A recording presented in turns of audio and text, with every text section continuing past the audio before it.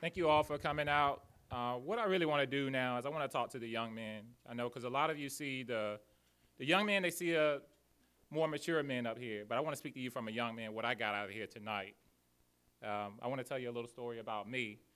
I grew up in a more rural environment. You probably can't tell, but I grew up in Georgia. And we grew up where a place there was still segregation.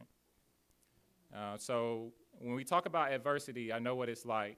You know, when you go to school and you still got whites and blacks, and you still got people that look at you funny because of the way you look, and make no mistake that it still does exist. So I want to let you know that I went through that, but that's not the only thing I went through. We grew up very poor. My mother had 9 children.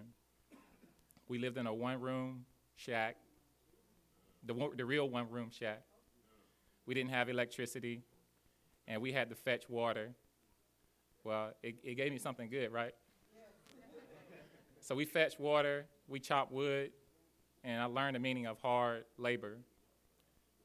And from there, immediately after high school, I went to the Navy. I went to the Navy at 17. I fought in 2 wars. I fought in Operation Iraqi Freedom, Operation Enduring Freedom. Thank you. But I want to tell you something very quickly is that as soon as I left the Navy, you know, I learned something very important, and I had to learn it through an experience. One night I went home after coming from the Navy, after getting out, and I went to see my mother, and I had the most wonderful time with her. And some of you know what that time is like if you have good quality time with family, where you sit down with your mother and you really smile at her, and you really listen to the way she's breathing. You really look at how beautiful she is. And did I tell you, I went home back to Jacksonville here, and about 8 hours later, I got a phone call. My mother passed away from a massive heart attack. But I'm so glad that I was able to share that moment with her. And when I look around at the younger generation today, you know, I see so many things that are absent, as all of our speakers said, with spirituality, adversity, trials, tribulations, so no matter what it may be. But I want to let all of the younger men know that it's important, as Pastor Charles Matthews said, you have to have spirituality. You have to have something, you have to be part of something larger than yourself. You know, I don't know what younger men believe in today, so that's why I have to speak to the younger men, because we were so lost. So believe in something. If you didn't get that from Charles Matthews, believe in something positive, larger than yourself. And when you reach to that point where you can't go anymore, maybe then you can start, you know, looking for the Lord, or looking for something much more spiritual. And then when we got into our second speaker, talking about, you know, being a man. You know, how do you become a man? You have to go through adversities. What are today's adversities? Well, there's a big gap in what adversities were 20 years ago, 30 years ago, and now. You know, adversities right now might be just getting the kid to go to school. But recognizing those adversities is very, very important. And I want to let everyone know, I'm speaking to the younger crowd, because sometimes we just don't connect.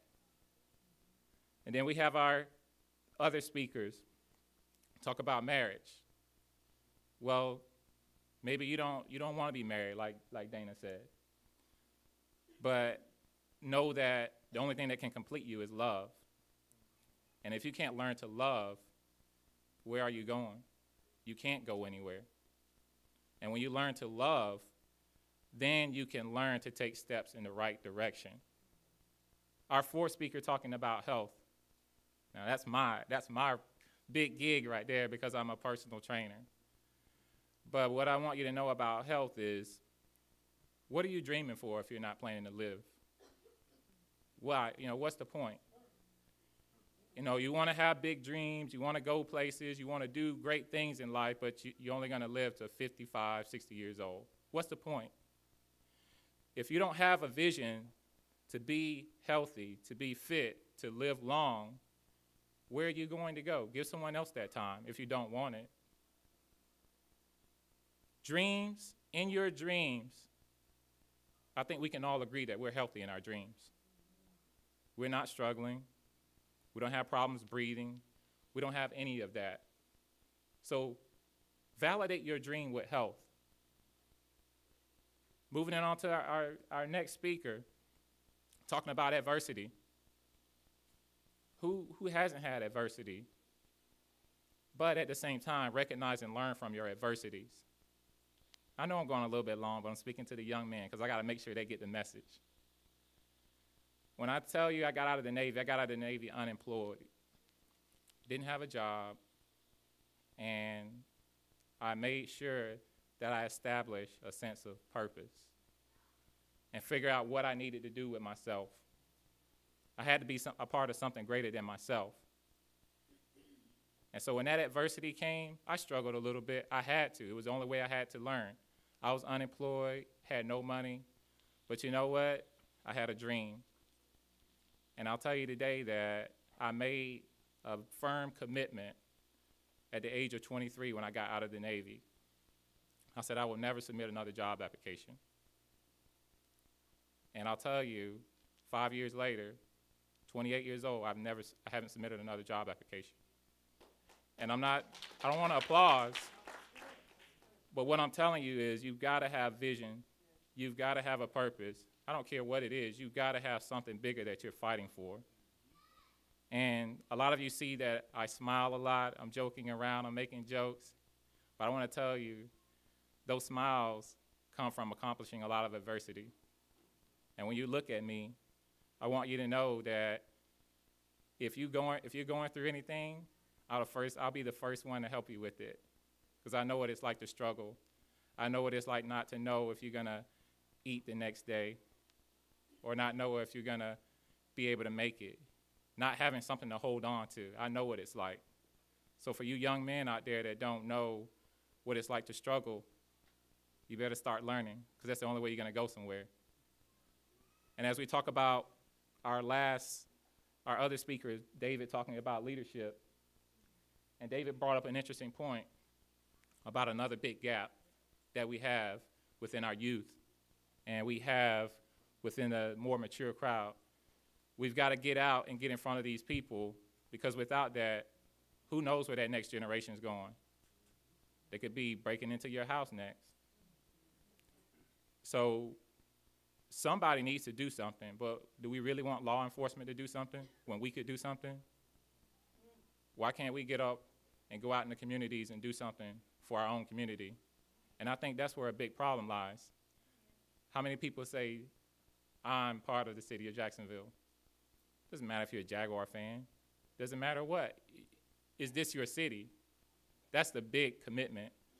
And if you don't know if this is your city, then you might be contributing to the problem. So as you seek to look at who the leaders are, the first person you need to look at is the person in the mirror, because that's the only way any change is going to happen. Doesn't matter who you vote for politically. The first change starts with you. And if you can't understand that, then there's always going to be that big gap, and there's always going to be a misunderstanding between everyone. And finally, we talk about success. You know, I admire people who accomplish great things in life, and I admire people who can have a sense of humility about it also, because those are the real leaders. The real leaders know that it's not about having a certain pinnacle that you reach. It's about being able to do it again. It's about being able to go out there and help that next person, make them feel special, and make them smile. You know, I get so much joy each day knowing that I can get up and make someone smile. I can change someone's life just by taking them out to a nice lunch, making them feel special. And all of us can do that. And as we start to move forward into the next year, where we make all these personal goals about what we want to do for the next year or whatever, why don't we try looking in the mirror and say, why can't I be a better me? And when you start there, you can start making a change. But I'm going to close there because I know I'm running a little bit on time, a little over on time. But I got to talk to the young man because I got to make sure you get it. because I'm a young man. I'm only 28 years old, but it doesn't matter. It doesn't matter about age. It matters about experience, and it matters about the will